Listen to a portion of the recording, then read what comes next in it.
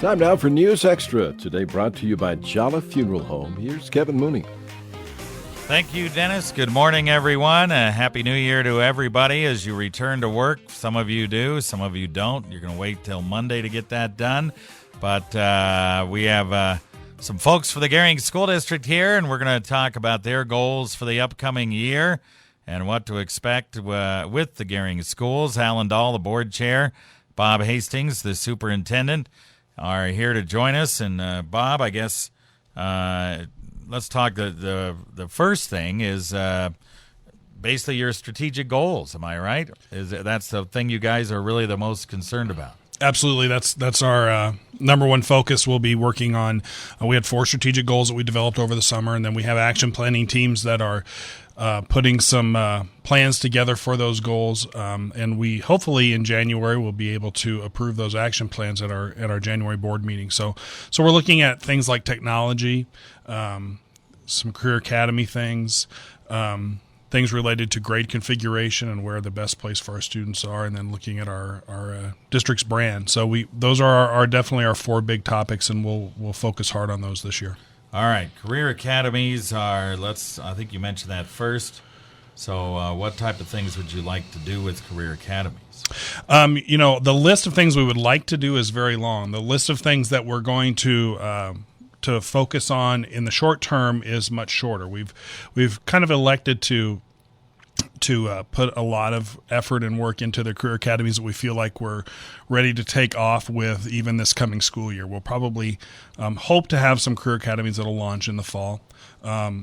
Probably those related to programming that is already pretty strong in our district. Our construction trades program, our woods, our metals, our automotive programs, possibly a career academy in the business field as well. So those will be the ones that we're looking at in the short term. In the long term, we want to look at some areas of technology, medical sciences, agriculture, a lot of different pieces that we're interested in looking at down the road. All right. Move the mic over to Alan here because I want to ask him a question about that sounds pretty good, and I know Scottsbluff is doing the same type of thing, so maybe working with the other school district to get some of that stuff accomplished so you guys aren't duplicating things. Yeah, I think absolutely would be a awesome thing to sit down with Scottsbluff and have a dialogue regarding career academies, just to make sure there isn't a duplication of effort and find out where we can work together and achieve the goals that each district has when it comes to the career academies. So I think it'd be a very worthy effort to sit down with them and work together. Yeah. So that's as soon as a new board chair is elected for Scottsbluff, maybe one of the things you guys might sit down, maybe you and your counterpart in Scottsbluff, Bob and Rick, and kind of see what's going on, huh? Yeah, absolutely. Open up the dialogue and visit about it. Scottsbluff will, as you mentioned, elect their new board chair in January, and Gering will do the same. And I think that'd be a perfect time or a launching point to move forward on sitting down and then seeing what we're willing to work together on. All right. Grade configuration. Bob, that's kind of a little bit of a touchy subject, but you guys are trying to figure out, especially with the 9th graders, whether or not they should be at the junior high or at the high school, right? Yeah, 9th grade and 6th grade also, because our 6th graders are at our elementaries and trying to decide whether they would be whether they're a better fit at the elementary, if they would be more of a strong fit at the middle level. Yeah, and 9th graders over at the high school. And how do you have somebody come in and do a study? You guys doing that? Yeah, we're going to do it. We have right now we have an action plan team that's going to recommend to the board that they form a task force to bring together members of our staff and our community to really take a good hard look at what's best for Gering. We could have an outside person come in to do it, to help us do it, but the bottom line is our people know what's best for our community and best for our kids, and so that's who we're going to rely on the most. So we'll pull together any kind of data and information that they feel like they need to make a good decision, and then ask them to formulate some recommendations to the board that they'll be able to move forward with and either accept or change or whatever as time goes forward. All right. We'll take a break, talk about some other things right after this.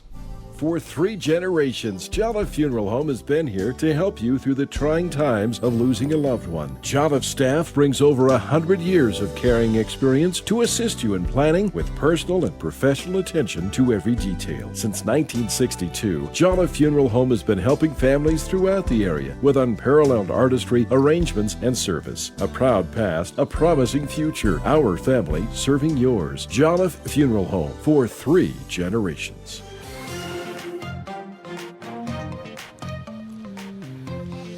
All right, we're back on News Extra today. We have Gering Superintendent Bob Hastings and Board Chair Alan Dahl with us, talk about things going on at the Gering schools.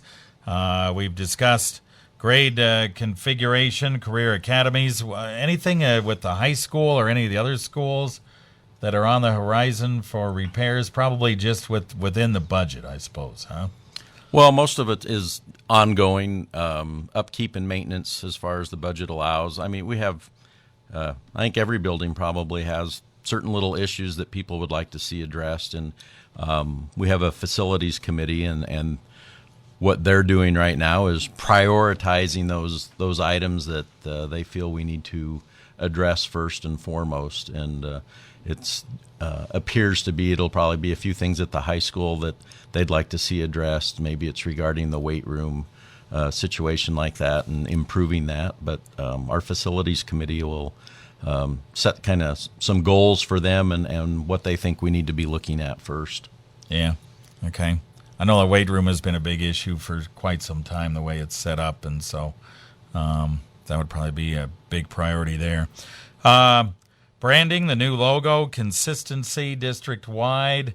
You guys are talking about that. I don't know who wants to handle that in particular. Well, it's part of the overall strategic plan, and I think one thing we need to mention too that we have these action committees set up, and it's not just Gering Public Schools people. I mean, we've involved the public deeply in the process because we're just the kind of the gatekeepers for the school district. The elected officials are, and Bob is superintendent, but there's a huge number of patrons in the district that we feel we need to reach out to and want to hear what their input is and what they feel we need to address. We kind of identified the areas as far as the strategic plan goes, but then we've involved the public in some of those action committees to get input from them as well. It's not just purely driven by GPS staff or anything. There's a bigger group of people behind coming up with a lot of these ideas that have been floated around. Okay. Bob, real quick, we got about maybe a minute. State aid and enrollment, and you guys are looking at a negative number on state aid. You don't know how much it is, but that's due to a loss of enrollment and the fact that you guys really don't have a lot of valuation increase, do you?